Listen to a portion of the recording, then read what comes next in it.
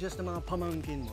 Mga pamangkin ko, 3 years old si Isabella and 8 months si David. 8 months. 8 months lang. Ikaw. Nagsusumba na. Sa akin Susumba na! Pwede. Sa akin yung youngest, dalawang 5 years old. Tamang-tama Si Maymay and si Koy Koy. Tamang-tama tong story natin ngayon na pwedeng gawin ng mga bata.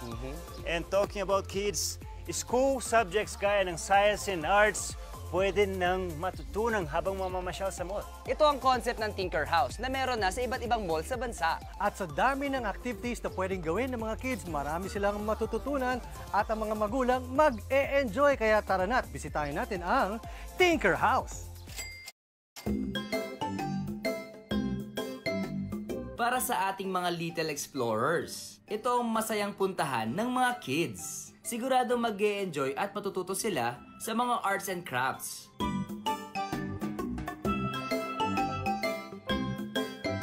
Build projects at science experiments.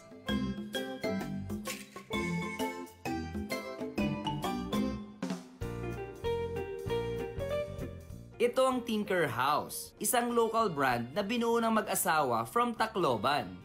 Tinker House. So we started it in Tacloban, Leyte. That was our first branch in 2016. Sinimulan namin siya kasi itong mga activities na ino-offer actually sa Tinker House, karamihan nito ginagawa namin para sa mga anak namin. So ako, I have 4 children and very heavy kasi in science yung background ko talaga. So we were businessmen in Tacloban. But because ang background talaga namin mag-asawa is science, so we both graduated from Philippine Science High School and we have degrees in physics, yung pagmamahal namin sa siyensya parang nandyan lang parate. Para after some time, yung mga iba kong friends, nakita nila na yung mga ginagawa naming activities para sa mga anak ko. Tapos gusto nila na isali. They asked me na kung pwedeng isali yung mga anak nila sa mga activities na ginagawa namin sa bahay. Naisip namin na ba't hindi tayo bumuo ng isang activity center sa mall para i-offer itong mga activities na to. Sa tulong ng mga fun and educational activities na ito, mas napapalago ng mga kids ang kanilang curiosity at interest sa STEAM, na ibig sabihin ay Science, Technology, Engineering, Arts at Math. Meron kaming fun craft. So, yan yung mga painting and decorating activities. May mga clay, may mga string art. Tapos, meron kaming mga build activities, mga puzzles, mga wood bots, fun bots, mga doodle bots. So, parang DIY toys for children. And then, meron kaming cool science activities na merong mga fun experiments. Like, pinaka-popular namin is slime making for children. And then, we also have what we call Test Tube Science, which is a series of fun experiments for children. And then, meron din kami mga excavations, which is what you see here. So parang sa loob niyang mga yan, there are mga dinosaur skeleton, may mga mummy keychains, gano'n, na mga little surprise toys for kids after they dig, after they. So actually, wala kaming time limit. Pagpasok mo, babayaran mo lang talaga yung fee for the activities kasama na yung materials doon. So ang price range namin is 150 to 500 pesos per activity.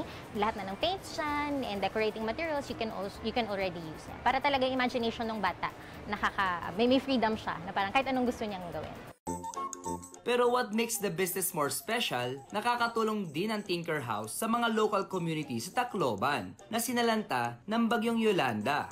Dahil based kami sa Tacloban, Leyte, we built Tinker House after Yolanda na eh. So it was really one of our desire namin na makatulong sana na magbigay ng mga livelihood opportunities for Yolanda displaced communities. Halimbawa, yung mga ibang products namin, kinukuha namin yan sa mga small communities. Tanawan, Leyte, sa Alang-Alang, gano'n. Tapos we're also cooperation with the local DOST sa Region 8 para naman yung mga, like the excavation blocks namin na gawin na ng isang community doon. As of now, may 9 silang branches sa mga malls nationwide at nais pa nila itong dagdagan upang dumami pa ang mga batang matuto sa tulong ng mga STEAM activities. At payo ni Mitzi sa mga iba pang mga entrepreneurs, hindi talaga madaling magnegosyo, lalo na sa Pilipinas. Maraming challenges. Kailangan very solid kayo sa kung anong gusto ninyong gawin. Kasi that's the only thing that will keep you going. Dapat gusto mo talaga yung ginagawa mo.